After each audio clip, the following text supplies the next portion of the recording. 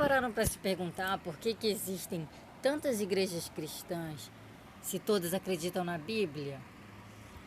Essa imagem que a gente tem aí se refere à parte de baixo, por exemplo, é a doutrina de Cristo. Ela é única e imutável e não sofre alteração. E a Bíblia é como se fosse o prego que junta a igreja com a doutrina. Então essa parte de cima, como vocês podem ver, ainda assim ela continua móvel, porque só tem uma parte segurando. Então essa parte de cima pode girar para várias partes. E já que ela pode girar, então significa que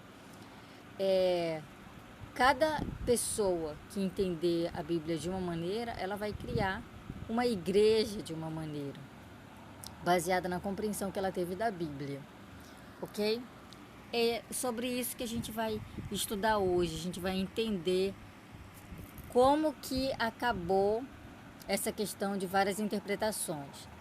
Então aqui no livro de Isaías 29, a gente vai ler o seguinte. Isaías predisse aí, né, o que ia acontecer com a destruição de Jerusalém, que ocorreu devido à iniquidade de seus habitantes. Então, além disso, ele citou a nação nefita, que também seria destruída devido à iniquidade. Como diz aí, será a tua voz debaixo da terra como a de um que tem espírito familiar, e a tua fala assobiará desde o pó. Então, essa profecia diz respeito ao surgimento do livro de Mórmon. Vocês estão vendo as placas de ouro aí, que foi traduzido de placas que haviam sido escondidas e enterradas por Moroni. A voz do povo nefita fala a nós. E lembra, o povo nefita já estava quase todo dizimado, né? Quando o livro de Mórmon, quando a gente pegou o livro de Mórmon. Quase todo, porque ainda tinha um remanescente aqui dos lamanitas. Ok, então Isaías falou também das condições que existiriam nos últimos dias. A situação dos últimos dias seriam essa, a situação dos israelitas. Lembra que eu falei para vocês que o povo estava entrando em apostasia, ou seja, o povo estava se afastando da verdade. Sem profetas nem videntes, e devido ao povo do Senhor ter se afastado da verdade, o mundo entraria em um estado de trevas espirituais. Esse afastamento da verdade é chamado de apostasia. Então, aqui nesses versículos a gente vai ler o seguinte. Identifiquem aí, enquanto eu leio, o que Isaías profetizou que aconteceria depois que o povo do Senhor fosse derrotado por seus inimigos. Detende-vos e maravilhai-vos, cegai-vos e ficai cegos.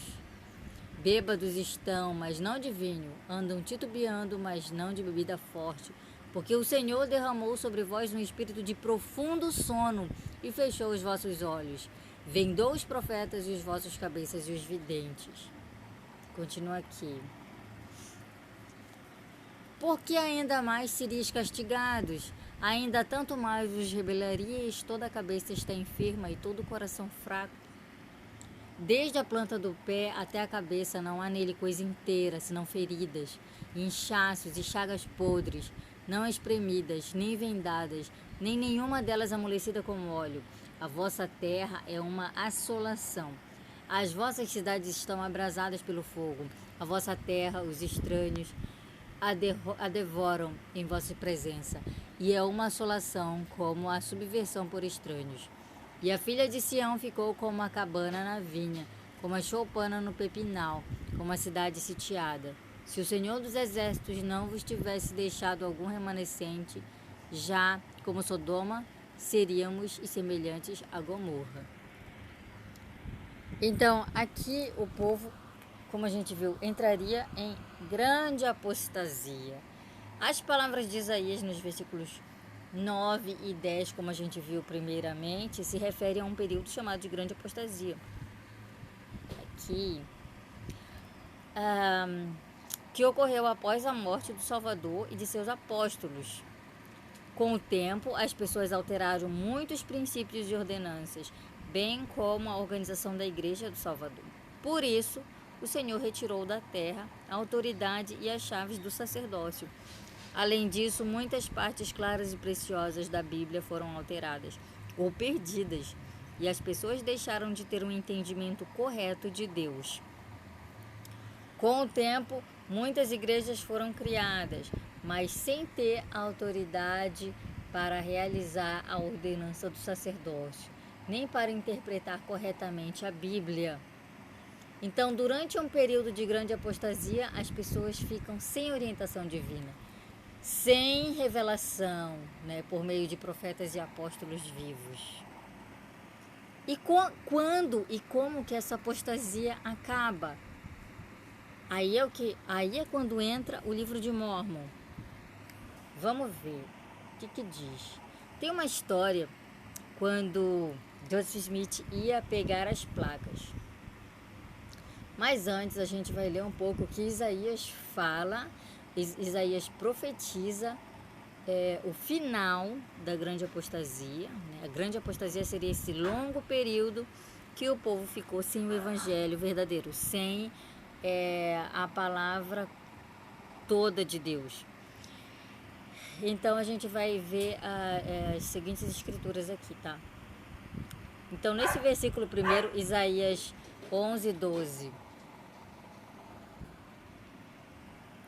Vamos ler, diz assim: pelo que toda visão vos é como as palavras de um livro selado, que se dá ao que sabe ler, dizendo, ora, lê isto, e ele dirá, não posso porque está selado.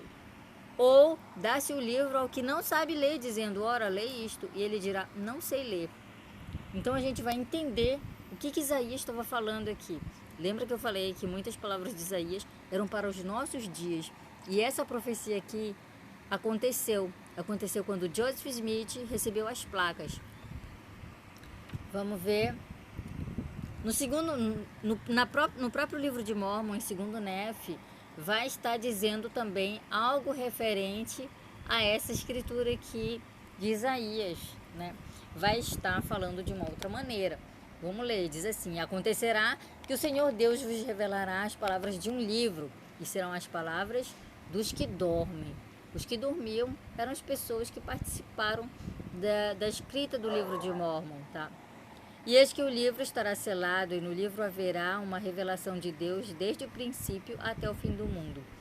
Portanto, por causa das coisas que estão seladas, as coisas que estão seladas não serão entregues no dia da iniquidade e das abominações do povo. Portanto, o livro não lhes será revelado. Ou seja, o livro de Mórmon não foi entregue naquela época, enquanto o povo estava todo cego. Tinha que chegar no tempo certo. O livro, porém, será entregue a um homem. Quem era esse homem? Joseph Smith. E ele entregará as palavras do livro, que são as palavras dos que adormecem no pó. E ele entregá-las-á a um outro. A gente vai já descobrir quem era esse outro, tá? Mas não entregará as palavras que estão seladas, nem entregará o livro, porque o livro será selado pelo poder de Deus. E as revelações que foi selada será guardada no livro até o devido tempo do Senhor. Quando virão à luz, pois eis que revelam todas as coisas desde a fundação do mundo até o seu fim. O livro de Mórmon revela todas essas coisas, desde a fundação do mundo até o fim do mundo, os últimos dias. Mas eis que acontecerá que o Senhor Deus dirá àquele que entregar o livro: toma estas palavras, que não estão seladas, e entrega-as a um outro, para que ele as possa mostrar ao instruído, dizendo: lê isto, suplico-te. E o instruído dirá: traze-me o livro para que eu leia. E dirão isto por causa da glória do mundo e para obter lucro, e não para a glória de Deus. E o homem dirá: não posso trazer o livro porque está selado. O instruído então dirá: não posso ler. E acontecerá, portanto, que o Senhor Deus tornará a entregar o livro e as suas palavras ao que não é instruído. E o homem que não é instruído dirá: não sou instruído. Então lhe dirá o Senhor Deus: os instruídos não as lerão, porque as rejeitaram. E eu posso fazer a minha própria obra. Lerás, portanto, as palavras que te direi. Então aí a profecia também está no livro de Mórmon. E olha o que aconteceu mesmo na época da história, quando Joseph Smith recebeu as placas. né? Então, aqui fala o primeiro momento que chegou dele receber as placas do anjo Moroni. E aí, nesse mesmo mês, apareceu lá a pessoa que trabalhou com ele, que ajudou muito, inclusive, que era esse homem aqui, Martin Harris. E aí ele pegou os caracteres que Joseph havia copiado. Então Joseph pegou, leu do livro, copiou aquelas mesmas caracteres lá que tipo ninguém entendia nada, né? Copiava lá no papel e aí levou para um homem chamado Charles Anton, ou Anton. E ele era famoso por seus conhecimentos literários. E ele olhou aqueles caracteres e disse que estava tudo certo, que a tradução, inclusive, de algumas partes estava correta. E aí ele falou aqui, ó. Ele disse-me serem os caracteres egípcios, caldeus, assírios e arábicos, e acrescentou que eram caracteres autênticos. E ele fez uma declaração atestando que tudo aquilo que estava escrito lá, aqueles caracteres eram verídicos, autênticos e que a tradução estava correta. Tá, então Martin Harris, que era o outro homem, lembra? Que fala que entregou a um outro, era esse homem, Martin Harris. E aí ele pegou aqueles caracteres e guardou no bolso. Mas aí olha o que aconteceu. O senhor Anton o chamou e perguntou como que soubera o jovem que havia placas de ouro no lugar onde ele as encontrara. E aí Martin Harris respondeu que um anjo de Deus tinha revelado para Joseph Smith. Disse-me então, deixe-me ver essa declaração. Tirei-a do bolso e entreguei a ele, que a pegou e rasgou em pedacinhos, dizendo que já não existiam coisas como mistério de anjos e que se eu lhe desse as placas, ele as traduziria. Informei-o de que parte das placas estava selada e que me era proibido levá-las. Ele respondeu, não posso ler um livro selado. Saí de lá e procurei o Dr. Mitchell, que confirmou tudo o que o Sr. Anton dissera a respeito dos caracteres e da tradução. Então, olha o que aconteceu aqui na história. Tudo aquilo que a gente viu profetizado no livro de Mórmon, profetizado por Isaías, aconteceu aqui na história. E a gente não pode nem dizer, foi Joseph Smith que inventou essa história, não, porque a gente tem Martin Harris como testemunha e o Dr. Mitchell, como ele fala aqui. Ok, e aí, em relação a essa tradução do livro de Mórmon, Emma Smith, que foi a esposa de Joseph Smith, ela disse o seguinte: estou convencida de que nenhum homem poderia ter ditado o conteúdo dos manuscritos a não ser por inspiração, pois quando lhe servi de escrevente, né, ou seja, quando Emma serviu de escrevente para Joseph Smith, ditava para mim por horas a fio ao voltar das refeições ou das outras interrupções, ele retomava o trabalho exatamente onde parara, sem nem sequer olhar o manuscrito ou pedir que lhe desse trecho algum, que lhe lesse trecho algum. Seria improvável que uma pessoa instruída conseguisse fazer isso, e para alguém tão inculto como ele seria simplesmente impossível. Joseph Smith não era capaz nem de escrever, nem de ditar uma carta coerente e bem escrita, muito menos de ditar um livro como o livro de Mórmon. E apesar de minha participação ativa nos fatos ocorridos, para mim, eles são uma obra maravilhosa e um assombro que me deixam tão surpresa como qualquer outra pessoa. Então aqui a gente tem mais uma testemunha de que aquela tradução que estava sendo feita do livro de Mórmon era realmente inspiração divina. O presidente Russell M. Nelson, enquanto ele ainda era um apóstolo do Senhor, ele disse o seguinte: Isaías preveu que Deus realizaria uma obra maravilhosa e um assombro nos últimos dias. Essa obra maravilhosa incluiria o surgimento do livro de Mórmon e a restauração do Evangelho.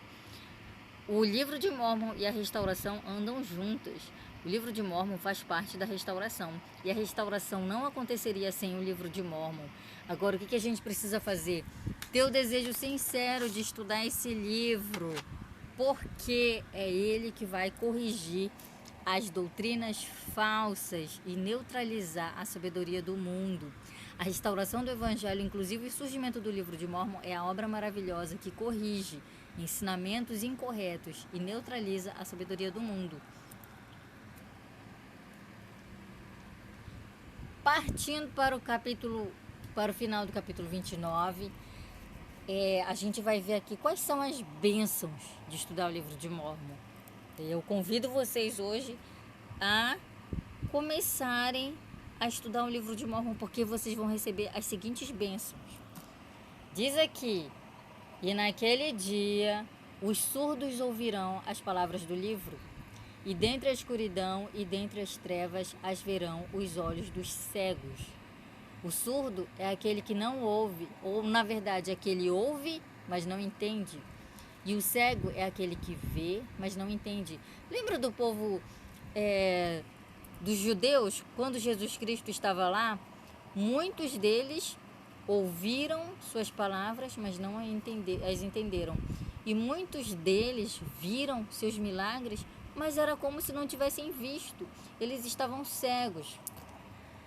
Mas aqueles que eram mansos, que conseguiam abrir os seus ouvidos e ouvir além do que eles estavam simplesmente ouvindo, ou ver além do que eles estavam simplesmente vendo, ele diz aqui: e os mansos terão cada vez mais regozijo no Senhor, e os necessitados entre os homens se alegrarão no Santo de Israel. Então aqui, os mansos são aqueles que dão ouvidos, são aqueles que veem além do que os olhos veem, tá? Eles se regozijarão no Senhor. Quem aqui não quer se regozijar? Quem não quer ser feliz? Quem não quer ter esperança? Né? Essas são as bênçãos de quando a gente lê o livro de Mórmon.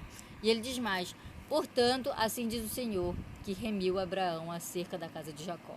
Jacó não será agora mais envergonhada, nem agora se descorará mais a sua face. Quando a gente fala Jacó, aqui está se referindo ao povo do convênio, tá? Que somos nós. Então, aqueles que, por algum motivo, tenho vergonha de seguir Jesus Cristo, tenho vergonha de mostrar para o mundo que eu sigo Jesus Cristo, quando receberem as bênçãos, não mais se envergonharão, né? Não mais vão ficar com a face descorada, como ele diz aqui. Mas vendo ele seus filhos, a obra das minhas mãos no meio dele, então santificarão o meu nome, e santificarão ao santo de Jacó, e temerão ao Deus de Israel. E aos que erram o espírito virão a ter entendimento, e os murmuradores aprenderão doutrina. Então nós, que somos imperfeitos, que somos errantes, nós começaremos a entender. E às vezes que a gente reclama muito porque a gente não entende, a gente vai começar a entender a doutrina, qual o propósito de cada coisa do Senhor. Então, devemos estudar o livro de Mórmon com um desejo sincero. Se estudarmos o livro de Mórmon com esse desejo sincero, isso nos ajudará a ter alegria e ter reverência a Deus e a entender as doutrinas verdadeiras. Ele fala aqui no livro de Isaías, no capítulo 29, do 22 ao 24, né, que o povo, quando começar a conhecer, temerão ao Deus de Israel. Então esse temor, a gente já sabe que é a reverência e o respeito pelas coisas de Deus. Convido vocês a assumirem um compromisso hoje de ler o livro de Mórmon, para que vocês comecem a receber essas bênçãos. E você não precisa ler um capítulo por dia, você pode ler um pouquinho, você vai marcando. Isso vai fazer toda a diferença. Posso testificar para vocês, vai fazer toda a diferença na vida de vocês. Aqui a gente tem uma atividade, tá? Tem um exercício que vocês vão fazer. Vocês vão escolher, vocês vão selecionar aqui duas escrituras duas dessas referências. Vocês vão ler essas escrituras e vão identificar que doutrinas do mundo são corrigidas através do livro de Mórmon. Então, com a restauração e o livro de Mórmon ajudam a corrigir doutrinas falsas. Então, escrevam lá e mostrem para mim depois. Continuando, outra coisa importante que é falada no capítulo 30 é a questão de dar ouvidos aos conselhos dos profetas. Isso aqui é muito interessante porque hoje em dia muitas pessoas não ouvem o que os profetas falam, Muitas pessoas sabem que temos profetas, mas de fato não estão dando atenção para o que os profetas estão dizendo. E, em outras palavras, elas estão se rebelando contra Deus, né? E estão rejeitando as palavras dos profetas. E o que acontece? Isaías, ele falou aqui isso que ia acontecer, né? Ai dos filhos que se rebelam, diz o Senhor, que tomam conselhos, mas não de mim, e que se cobrem com uma cobertura, mas não que venha do meu espírito, para assim acrescentarem pecado sobre pecado, que vão descer ao Egito e não perguntam a minha boca, para se fortificarem com a força de Faraó e para confiarem na sombra do Senhor. Quantos de nós já não procuramos fazer coisas sem nos aconselharmos com o Senhor, né? Ou ainda o profeta lá estava dizendo, por exemplo, o profeta estava dizendo, leiam o livro de Mórmon, e aí a gente não lê, a gente não dá importância. Então toda vez que o profeta dizer, se preparem, fortaleçam seus espíritos, tomem suas vitaminas, isso tudo, vamos pensar, o que ele está me ensinando? A gente precisa ouvir com o Espírito, a voz do Espírito Santo. Todas essas coisas vão nos ajudar a fortalecer o nosso espírito. Então, quando a gente não rejeita as palavras dos profetas, a gente não se afasta do Senhor e, consequentemente, nós não seremos destruídos.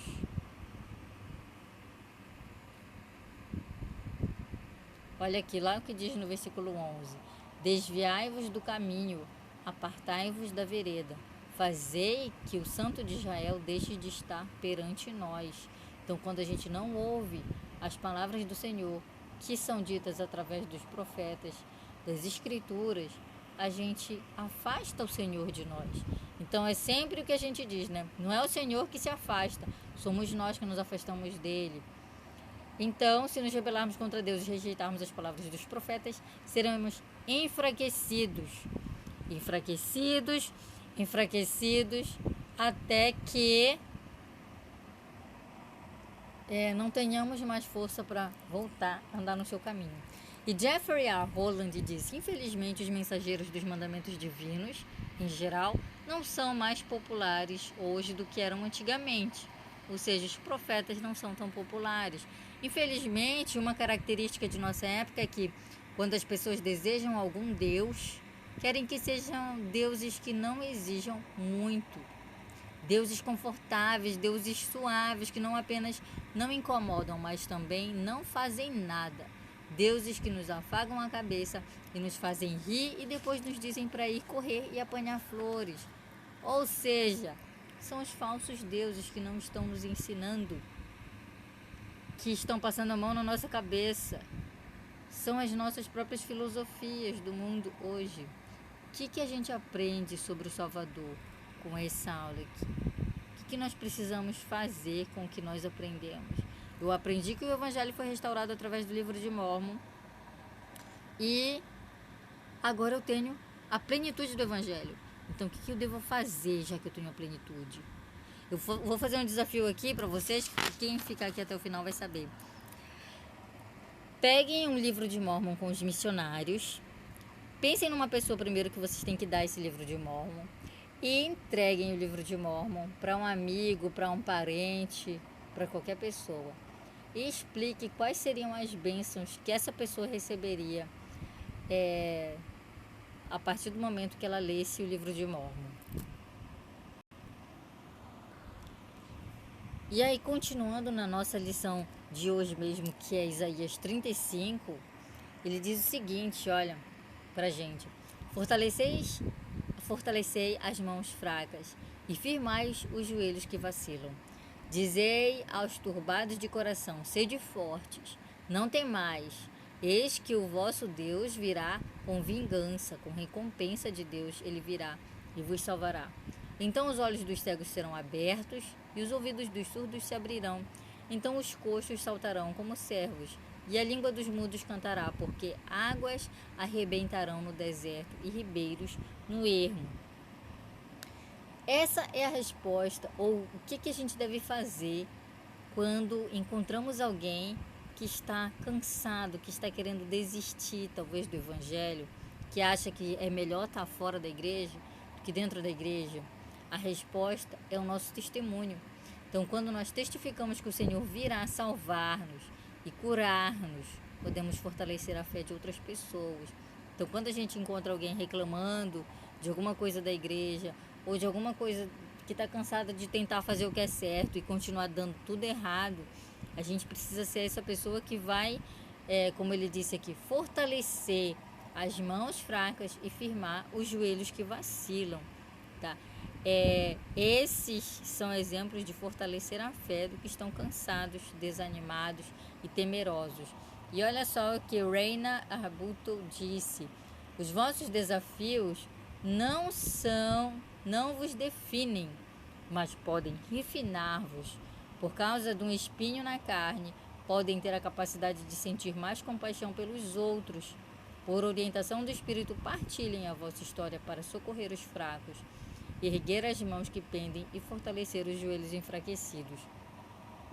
Então, nós às vezes passamos por situações difíceis porque nós temos um propósito de ajudar outras pessoas, né? E aí, como ele diz aqui, a gente acaba tendo mais compaixão porque a gente já passou, a gente consegue imaginar que para aquela pessoa também pode não estar sendo fácil. E Isaías 35:10 diz: e os resgatados do Senhor retornarão e virão a Sião com júbilo e alegria eterna. Haverá sobre a sua cabeça regozijo e alegria alcançarão. E deles fugirão a tristeza e o gemido. Para todos aqueles que buscarem ao Senhor, haverá alegria e regozijo. Tristeza ao invés de gemido. Aliás, e não haverá tristeza e nem gemido. Ok, e o que a gente aprendeu aqui nessa lição do capítulo 35? Que nós precisamos testificar do Salvador para ajudar as pessoas que estão mais fracas que nós. O presidente Ezra Taft Benson, que foi um dos presidentes da igreja, disse o seguinte: o modo como reagimos às palavras de um profeta vivo, quando ele nos diz o que precisamos saber, mas preferíamos não ouvir, é um teste de nossa fidelidade. A gente não gostaria, talvez, de dizer que a gente tem que ler o livro de Mórmon, mas a gente vai lá e ouve e lê o livro de Mórmon, faz tal como o profeta nos disse. Então, isso mostra a nossa fidelidade. Então, sejamos fiéis ao Senhor. E embora a gente não vá se livrar dos nossos erros, dos nossos pecados, a gente precisa se manter firme até o fim. Em nome de Jesus Cristo, amém.